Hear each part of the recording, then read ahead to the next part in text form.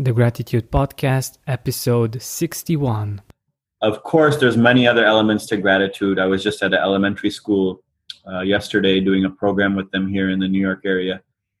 And to children, I was explaining it in a way that it was gratitude is being thankful, but on the other hand, the less we can complain is the same equation. So the more we're grateful is on one side of the equation, the less we complain is on the other side of the equation.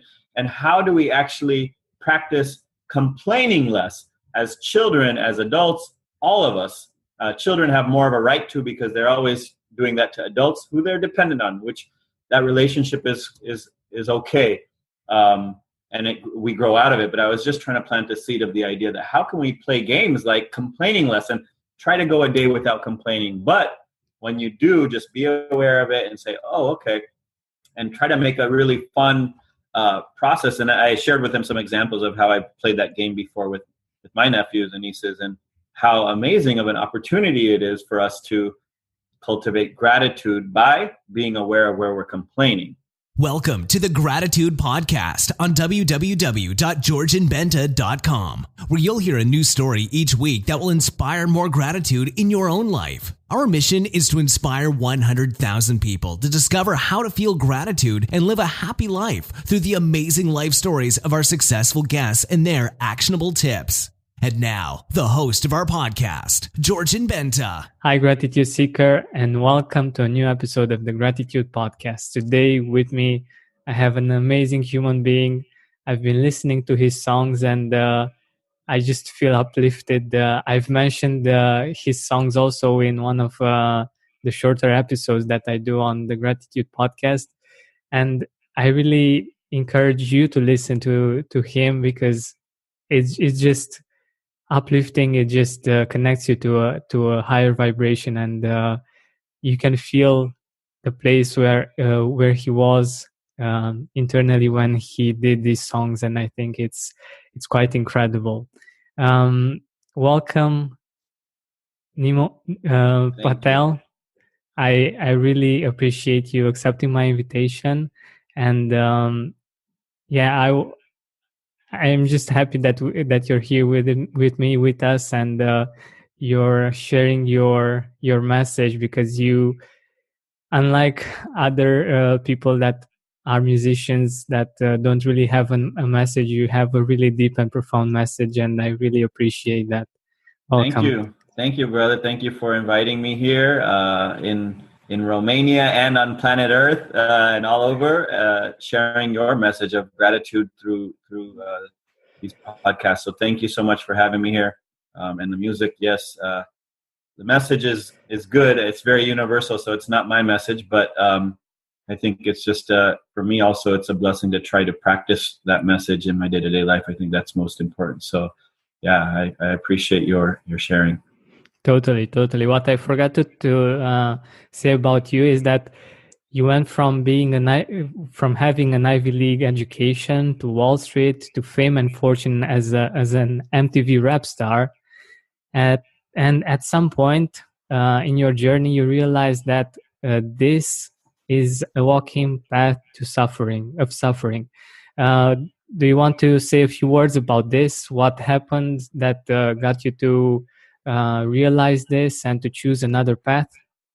Sure. Yeah. I mean, I ultimately, as a seeker of life, you try to follow a path that you feel is going to bring you joy and happiness. At least initially, that was my vision, and that was working hard and eventually wanting to get a position in the entertainment industry that I felt I was seeking. And as my journey progressed, and as I got rewards that I felt were very what I was hoping to receive, I also really realized that I wasn't happy, actually, even during those moments of success. And I think that was a big thing for me, Georgian, that if I was supposed to receive happiness through the achievements of what I was hoping to achieve, and when I did achieve certain things, I wasn't happy, then I knew that inside myself there was something really that I need to fix, actually. And then I think that was the journey that led me to say, okay, well, if you don't start now in changing your internal wiring, then you're just going to continue to live this life where on the outside it might feel okay and great, but internally you're not going to be feeling that joy that you have the potential to feel. And I think when we have that fulfilled, that element, the internal element is the space where we can offer the most externally. So there's a quote by Mahatma Gandhi that had always inspired me. He said, "The best way to find yourself is to lose yourself in the service of others." And I think that point of my journey is when I decided to kind of close everything and let go of everything I had and try to start again by serving and being a humble servant of the world in my own small way. And that's been the journey now. So that's I think my purpose in life, to serve in whatever small ways I can while I'm here, and then leave smiling. That's wonderful. And what's particularly interesting for me is that when I was in high school, I actually started a rap band. Oh, cool, man. Yeah.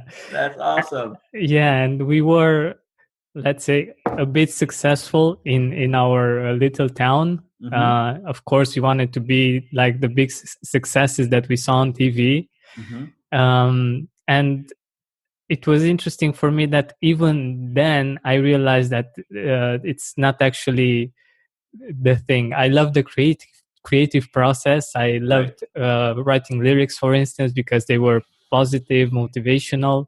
But I felt that it wasn't something true for me. And that was very interesting. And but on the other side, I was thinking that it might just be that I didn't reach that level of success. And the fact that you have reached that level of success and that have found that it's not what fulfills you, for me personally, it's quite interesting. And yeah, it's like connecting the dots, you know.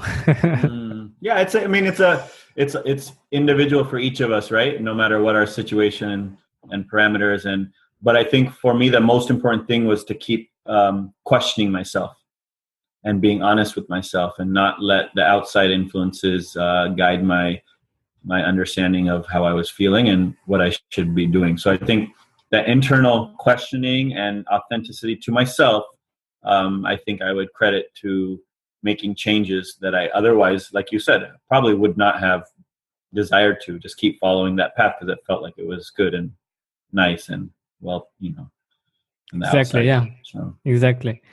So getting back to gratitude, I'm really curious what gratitude means for you. I know that you have a whole song on gratitude, a really great song, and the video with the song is just amazing. And definitely I recommend our listeners to check it out. I will link it into the show notes. So what does gratitude mean for you, Nimo? It's a big, a very deep rooted question, because it's it's a lifestyle in a sense, or it's a practice of living, and it's not really just one virtue or value. It's something that we definitely have to cultivate and keep cultivating and be committed to. For me, it's this idea, and it goes very macro, Georgian, and it goes very micro. On the macro level is stepping back and trying to understand just the history of our planet, and thinking of these 4.5 billion years that scientifically this planet has been in existence.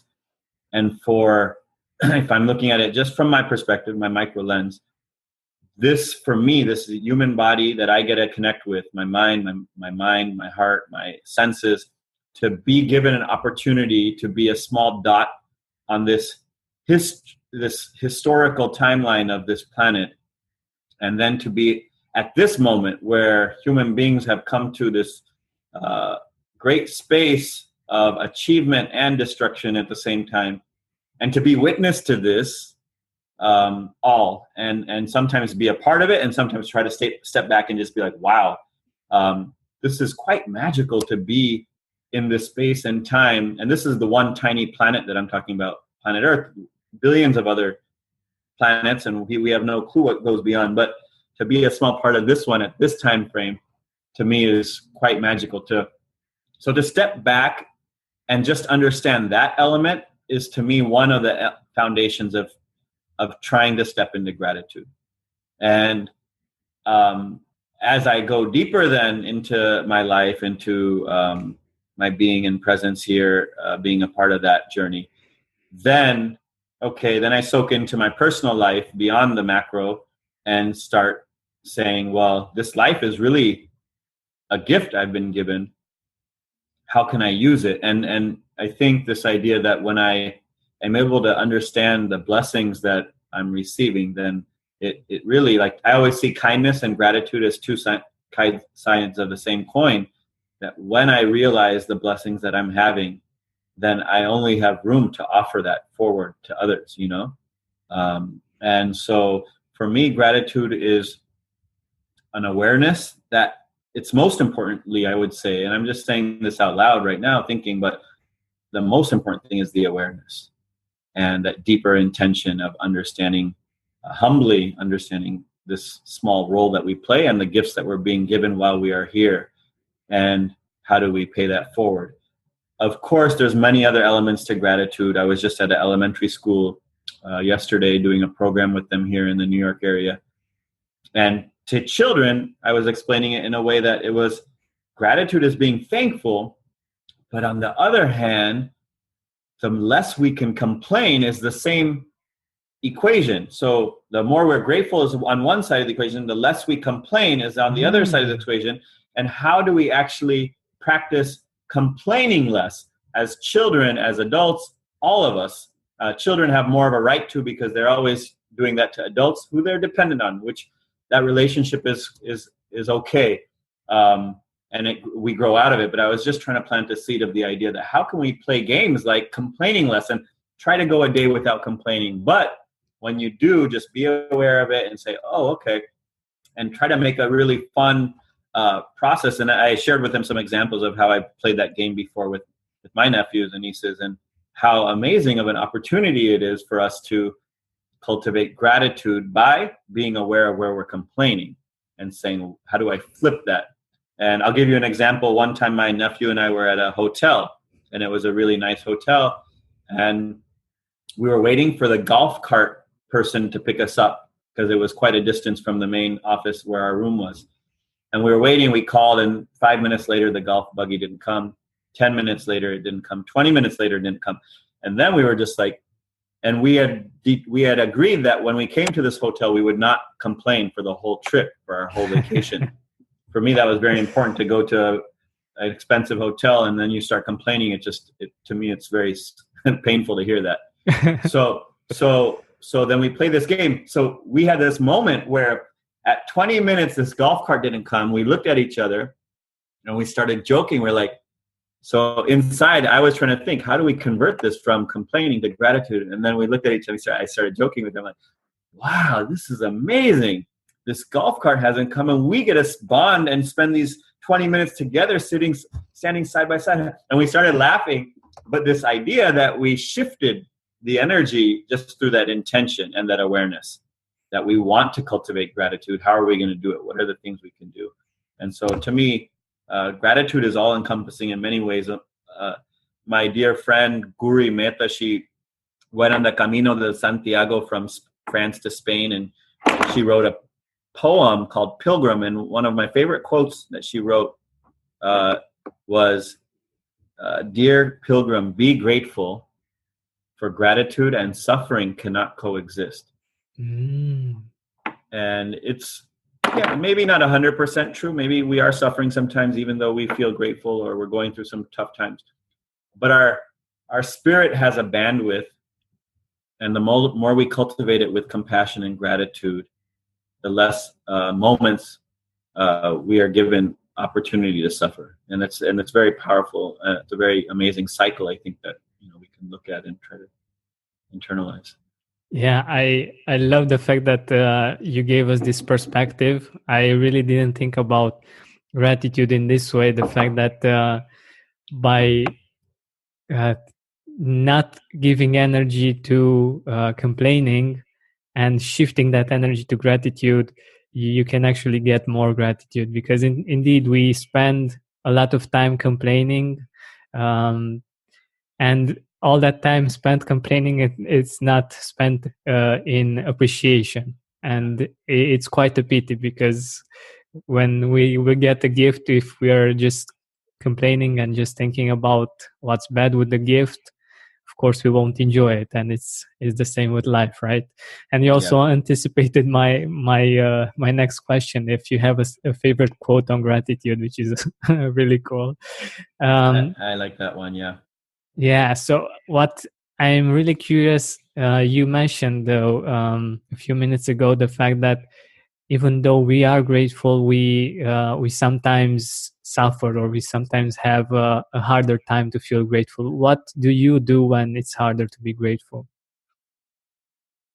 Um, I mean, just being aware and being kind to myself. I think that's what I try to practice. And when I'm down or my emotions are down, I know I might not be the best me that I'm possible of being, but I could be the best me in that situation. Um, um, it's in those moments where we can try to be nonviolent. Where the negative thoughts are coming or where there's challenges, and instead I'm staying neutral and I'm not harming myself or others, or I'm not putting negative energy in my mind or heart. That's a big start. It doesn't have to always be feeling bubbly and grateful and thankful and compassionate, but we do have the capacity to be equanimous. And what I mean by equanimous is trying to stay balanced. And in that balance, we don't get overridden too much. I mean, with all the suffering we see, in this day and age, and that's always been there. But again, this goes back to that perspective. When do we take that bigger perspective that we're just small little dots here for a moment? So when something does happen, it's tough in that moment, but can I get out of it a little quicker by gaining perspective? And can I get out of my depression a little quicker by just reflecting and realizing I'm not the whole world. I'm just a little speck of dust in it, and it's okay. It'll get over it, and this will pass. I will also soon pass and be a piece of dust again. And I'm not saying it's easy, Georgian. I'm just saying, how do we incorporate this into our daily thought process a little more so that we can soften the challenges a little and work through them, and then get back to that space that we are meant to be in, Exactly. And what I have experienced, and other people that have been on the podcast as well, by cultivating a habit of being grateful more often, it actually makes it easier, because your default isn't complaining, your default is gratitude. And even though you still suffer, sometimes you still might get depressed or things like this, it's easier to get back on track because this is your default. And Absolutely. yeah, this And is it's a why I believe, cycle. Yeah, sorry. yeah, this is why I believe gratitude is so powerful, because it's easy to get back on track. Yeah. You were saying something about the cycle.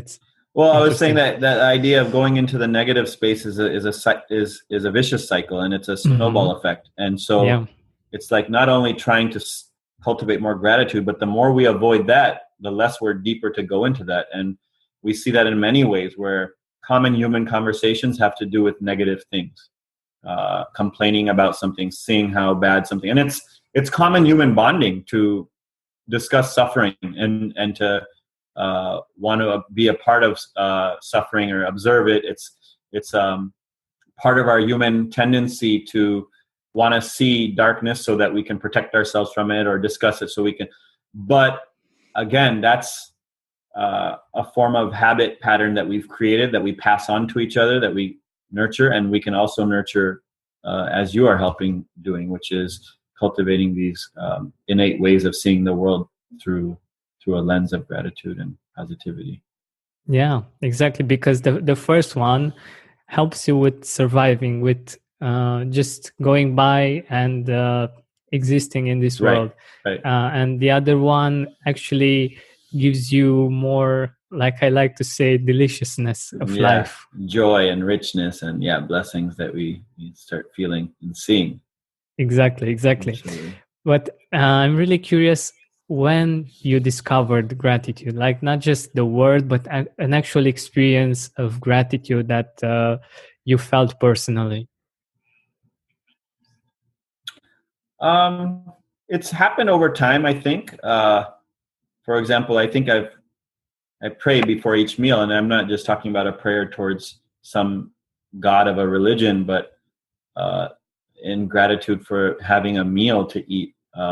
I think I've been doing that for over 15 years before anything that I put in my mouth or my body. And I use that moment um, to also just still myself and try to just feel a little of the blessings and the amazingness of being here. So luckily, because we eat quite often in the day, if we're blessed to, then those moments also become times to root myself back in. But I would say since I've moved to India in 2010, working with children in underprivileged and slum communities for the last 8 years, they're my teachers, and their mothers, their families, the communities. When I see all that is materially lacking and all the challenges and hardships that these communities and these kids that are like my little brothers and sisters face, then they are the ones constantly teaching me to not complain. I don't have room to complain, and to be grateful, and to not take for granted the resources that you have, and to make use of them for the betterment of others and for the good of others. And it was actually for that exact reason that when I started Empty Hands and I finished this album, I knew that I would not be able to charge for this, and whatever tours I do, I would not charge for it. The album would always be free for people, even physical album, digital album, whatever it is, because this was not something that I can say is mine. Mm-hmm. And this message is not mine, and this music, whatever it is, it's come through me physically in a physical way, but it's not mine. And whatever blessings that I was able to record and send it out to the world.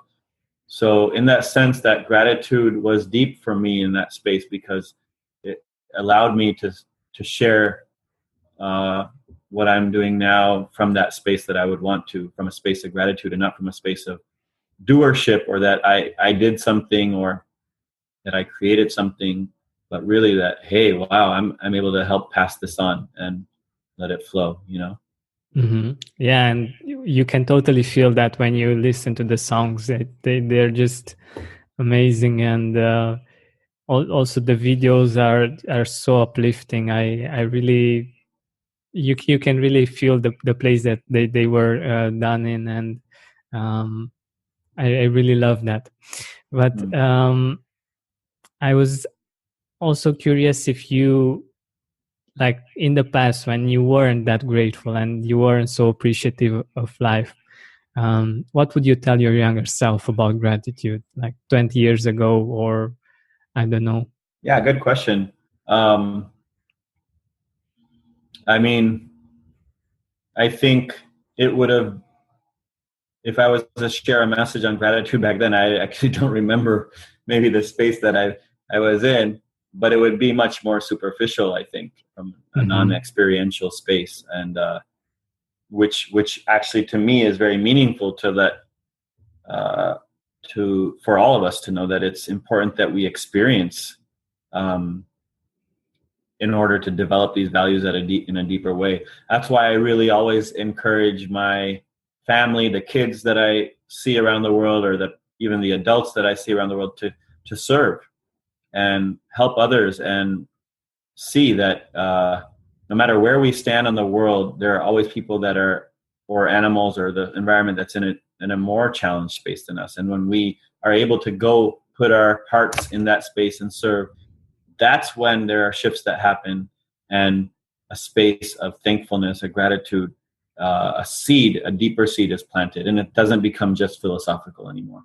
And I think it's easy for us to tell kids to be thankful, to be grateful, but when we're, as adults, not actually practicing it at a deeper level, but we just want our kids to be that, it's not easy. So what do we need to do? One, we need to be the real ones practicing. And what is a practice of gratitude? It's a conservation of resources. It's a it's not, there's nothing that's taken for granted. It's not wasting things. It's, sharing appreciation in the smallest ways. Somebody might be a janitor at your school or in your office and sharing your love and appreciation, or at the airport. So that it's being aware of small things. And again, it's as we start practicing this as adults, that's the way kids will learn. It's not going to be through us telling them to be thankful. So I think that shift has to happen first, and we have to expose ourselves in our lives in ways that help pull that out. And then I think those seeds can continue, to go further. I love it. I love it. And I think it's really important what you just said, for our listeners that are parents and that want to teach their children gratitude. The best way to teach it is to be the change you want to see, and to be grateful, and to, like Nimo gave us the example with his nephew, that he showed him how to be grateful even in a situation when they could have easily complained. And I believe this is just amazing. But how do you stay grateful? Do you have some practices, something that you do daily or periodically that gets you to be grateful? Yeah, that's probably the most important question, Georgian, because I think all of spiritual practices or philosophies have to root back to practice. And for me, there are various daily practices that I have. One is meditation, finding a space of stillness and silence that eventually helps the clutter of the mind drain away a little. And when those clouds go away, then I'm able to, again, for a moment, see the blessings and the beauty that exists. And that, again, is an important anchor. Prayer, again, before meal, and thanking this higher power for allowing me to eat today, helps me realize and be grounded that I'm dependent on so many beings to allow for this nourishment to come onto my plate. And without the world and without all this interconnectivity, I would just be a bunch of bones, and then that would wither away. I think practices like gratitude challenges, which is something we've always tried to encourage with our kids, with our families, with schools as much. So our close family with service space, they have an organization called kindspring.org. That's KINDSPRING.org. And they host these 21-day gratitude challenges. And actually, I had created this song Grateful with my friend Daniel as a gift to all the participants of the first 21-day gratitude challenge that they did in 2013.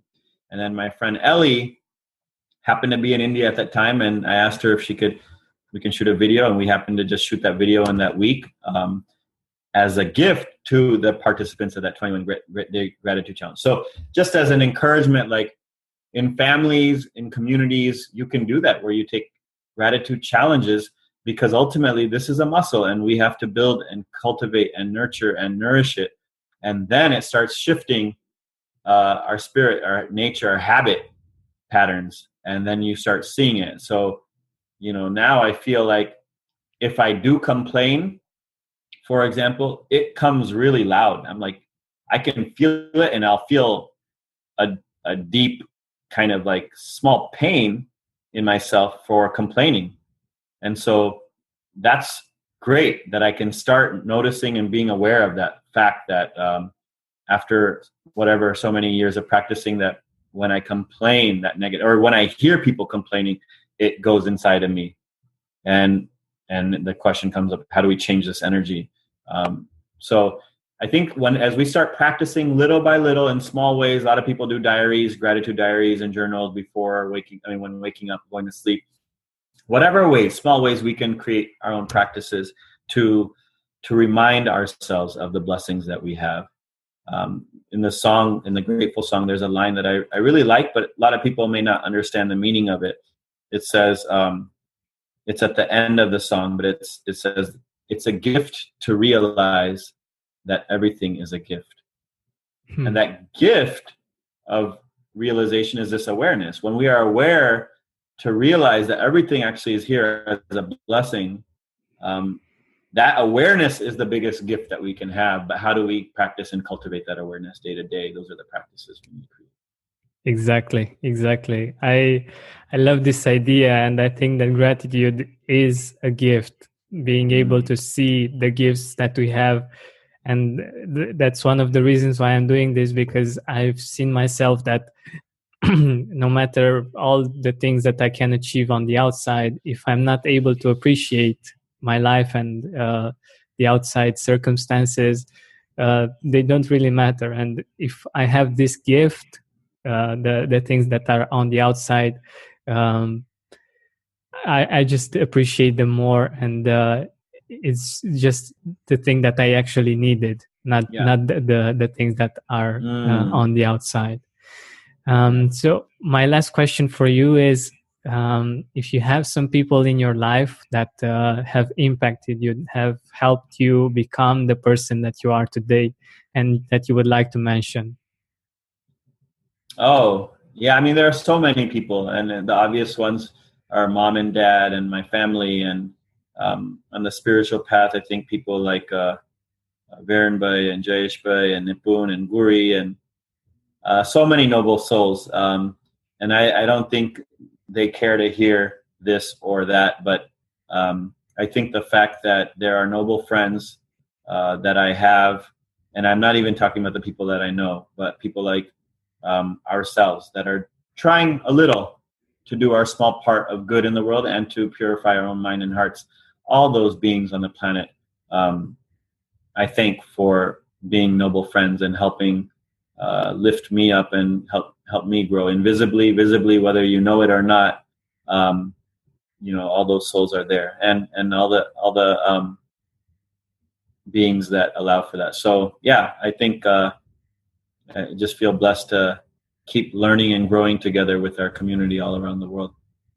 This is wonderful. I love the work that you're doing. I love the fact that you care about the children and you do things in relation to that, and you're planting seeds. Like I think there's a song, right? Planting seeds. Right.